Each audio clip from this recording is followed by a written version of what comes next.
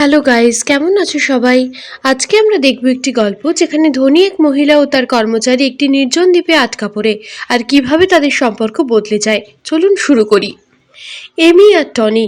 এমি একজন ধনী ব্যবসায়ী স্ত্রী, যার জীবন বিলাসবহুল আর সে লাক্সারি লাইফ নিয়ে এতটাই অহংকারী যে অন্য কারোর সঙ্গে সে ঠিকমতো কথা বলতেও পারে না। তার অহংকারের কারণে মানুষজন তাকে পছন্দ করে না, এমনকি যারা তার সঙ্গে কাজ করে তারা তার আচরণে বিরক্ত। এমি ও তার বন্ধুরা গ্রিস থেকে ইতালির এক দ্বীপ ভ্রমণে যাচ্ছে। তারা নিজেদের বোটে উঠে সৈকত পথে এগোতে শুরু করে। বোটে ওঠার সময় ক্যাপ্টেন তাদের স্বাগত জানালেন, কিন্তু এমি তার প্রতি কোনো মনোযোগ দেননি। ক্যাপ্টেনের সহকর্মীরা হতবাক। জোসেফ নামের একজন কর্মচারী ছিলেন যিনি এমির রূঢ় আচরণে বিরক্ত হয়ে যান। তিনি সবার লাগেজ নিয়ে রুমে দেখাতে থাকেন। এমি হঠাৎ দৃঢ় স্বরে জিজ্ঞেস করে, এখানে জিম আছে? জোসেফ চুপচাপ একটি ছোট সাইকেল নিয়ে আসে এবং বলে, এটা দিয়ে হয়তো আপনার উপকার হবে। এতে এমির কাছে এক ধরনের অবজ্ঞা মনে হয়। রাগে সে জোসেফকে হুমকি দেয় চাকরি থেকে বের করে দেওয়ার। পরের দিন ব্রেকফাস্টের সময় এমি জোসেফকে ডাকে এবং খাবার নিয়ে কমপ্লেন শুরু করে। জোসেফ শোনে কিন্তু কোনো কথা না বলে কিচেনে চলে যায়। সেখানে সে সহকর্মীদের সঙ্গে বিষয়টা শেয়ার করে, কিন্তু সবাই তাকে কিছু না বলার পরামর্শ দেয়, কারণ সাধারণ কর্মচারী মালিককে কি বলবে। ক্যাপ্টেন খাবার নিয়ে এসে এমির কাছে ক্ষমা চায়, যদিও জোসেফের কোনো দোষ ছিল না। রাতের বেলায় এমি নেশাগ্রস্ত অবস্থায় জোসেফের কাছে আসে এবং বাজে প্রস্তাব দেয়। জোসেফ প্রথমে ভেবে নিয়েছিল রাজি হতে পারে, কিন্তু মনে পড়ে সে শুধু একজন কর্মচারী, যদি কেউ জানতো তার বিপদ জীবনে পড়তো।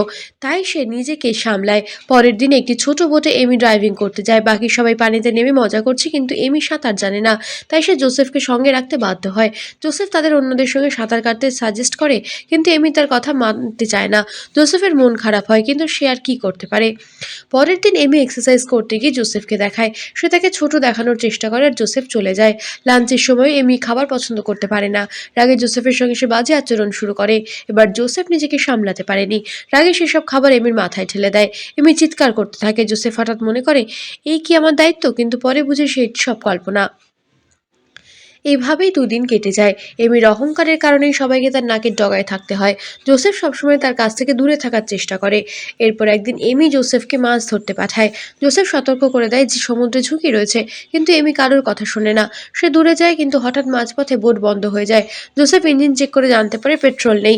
এমি রাগে চিৎকার করে। জোসেফ শান্তভাবে বলে, এখন আমাদের অপেক্ষা ছাড়া আর কোনো উপায় নেই। রাত কেটে যায়, খাবার শেষে তুফান শুরু হয়। দুজনে কেবল বেঁচে থাকার জন্য বোট ধরে থাকে। পরের দিন সকালে তারা কাছাকাছি একটি দ্বীপ দেখতে পায়, চেষ্টা করেও পৌঁছতে পারেনি। এমি রেখে চিৎকার করে, আমাকে এখান থেকে বের করো।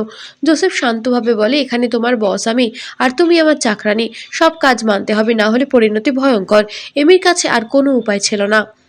তিনি রাগে সব কাপড় ধুয়ে শুকিয়ে আনেন। জোসেফ তাকে খাবার দেয়, কিন্তু সে বাইরে ঘুমোয়। পরের দিন মাছ ধরে সব কাজ এমিকে করায়। সে যদি অবাধ্য হয়, জোসেফ শাস্তি দেয়। ধীরে ধীরে তাদের মধ্যে একটি অদ্ভুত কেমিস্ট্রি তৈরি হতে থাকে। এমি বুঝতে শুরু করে জোসেফ তার জীবনের প্রাপ্য সদয় মানুষ। এভাবেই সময় কেটে যায়। এমি ছোট ছোট অহংকার দেখাতে থাকলেও জোসেফ তাকে সঠিক পথে রাখে। দুজনেই দ্বীপে একে অপরের প্রতি নির্ভরশীল হয়ে ওঠে। বন্ধুত্বের মধ্যে আস্থার সম্পর্ক গড়ে ওঠে। প্রতিদিন মাছ ধরে, কাজ ভাগাভাগি করে এবং ধীরে ধীরে তাদের একে অপরের প্রতি অনুভূতি জন্ম নেয়। এমি ও জোসেফ ধীরে ধীরে দ্বীপে তাদের নতুন জীবনকে মানিয়ে নেয়। প্রতিদিনের দিন শুরু হয় সূর্যের আলোতে মাছ ধরার সঙ্গে সঙ্গে, আর শেষ হয় সমুদ্রের পাশে বসে দিনের অভিজ্ঞতা নিয়ে কথা বলার মাধ্যমে। এমি বুঝতে শুরু করে এখানে তাকে কারোর অহংকার বা বিলাসবহুল জীবনের চাপ নেই। সে এখানে বাস্তবিকভাবে বেঁচে থাকার জন্য দায়িত্বশীল হতে শিখছে। জোসেফ তাকে কেবল নির্দেশ দেয়নি, বরং শেখাচ্ছে কিভাবে নিজের সীমাবদ্ধতা অতিক্রম করতে হয়। একদিন সকালে এমি সমুদ্রের ধারে কাঠ সংগ্রহ করতে যায়। হঠাৎ তার চোখে পড়ে দূরে একটি শিপ। প্রথমে সে খুশি হয়ে জোসেফকে ইশারা করতে চায়, কিন্তু হঠাৎ থেমে যায়। সে বুঝতে পারে যদি তারা সেই শিপে ধরে চলে যায়, হয়তো তাদের সম্পর্ক চিরকালের জন্য আলাদা হয়ে যাবে। এমি একবারও চাইছিল না জোসেফকে হারাতে। সে মনে মনে সিদ্ধান্ত নেয় শিপ থাকা সত্ত্বেও নিজেদের দুজনের সম্পর্ককে অক্ষুণ্ণ রাখাই তার কাছে সবচেয়ে গুরুত্বপূর্ণ। রাতে তারা কুঁড়ে ঘরে একসাথে বসে মদ খেয়ে হেসে খেলে। দুজনেই অনুভব করছিল একে অপরের সঙ্গে সময় কাটানোই তাদের জীবনের সবচেয়ে বড় আনন্দ। এমি ধীরে ধীরে বুঝতে শুরু করে তার আগের অহংকারী স্বভাব ও নেশাগ্রস্ত মনোভাব কতটা ক্ষতিকর ছিল।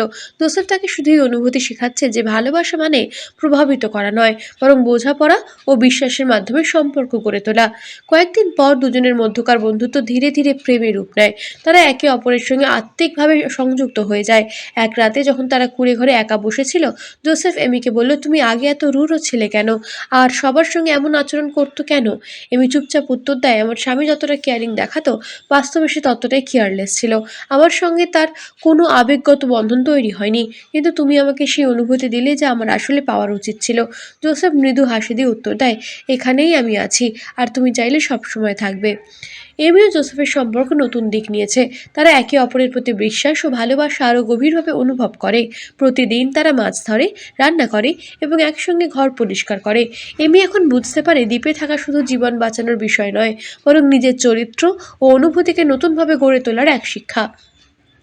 কয়েকদিনের মধ্যে এমি হঠাৎ দেখলো দূরে সমুদ্রের উপর একটা বোট। তার মনে হলো হয়তো কেউ তাদের সাহায্যে আসছে।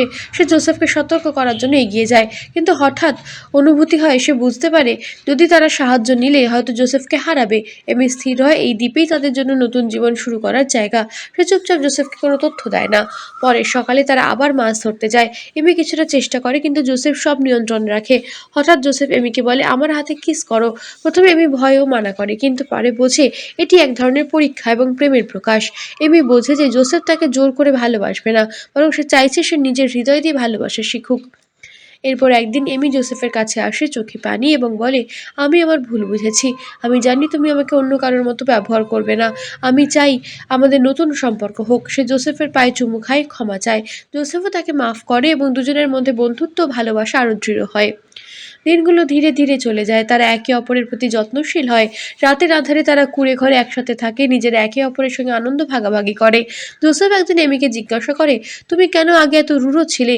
এমি হেসে উত্তর দেয়, আমি আগে বুঝতাম না কেমন ভালোবাসা প্রাপ্য। জোসেফ মৃদু হেসে বলে, এখন তুমি জানো এবং আমি সবসময় তোমার পাশে থাকবো। কিছুদিন পর তারা সমুদ্রের ধারে বসে গল্প করতে করতে হঠাৎ একটি দূরবর্তী বোট দেখল।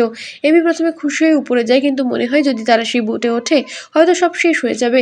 সে জোসেফকে আটকায় এবং বলে, আমি চাই না আমাদের ভালোবাসা ভেঙে যাক। আমি চাই সবসময় তোমার সঙ্গে থাকবো। জোসেফ তাকে আশ্বাস দেয়, যেখানে থাকি আমাদের ভালোবাসা বেঁচে থাকবে, সবকিছু ঠিক আছে। পরিশেষে তাদের ভালোবাসা দ্বীপে পূর্ণাঙ্গ হয়ে ওঠে। তারা একে অপরের প্রতি বিশ্বাস, যত্ন এবং ভালোবাসার বন্ধনে আবদ্ধ হয়। কেউ নেই তাদের দেখার জন্য, তাই তারা নিজস্ব জগতে সুখীভাবে কাটাচ্ছে প্রতিটি মুহূর্ত। এভাবেই এমি ও জোসেফের গল্প সমাপ্ত হয়। শুরু হয়েছিল অহংকার ও দ্বন্দ্ব দিয়ে, কিন্তু শেষ হয়েছে ভালোবাসা, বোঝাপড়া এবং আত্মিক সংযোগ দিয়ে।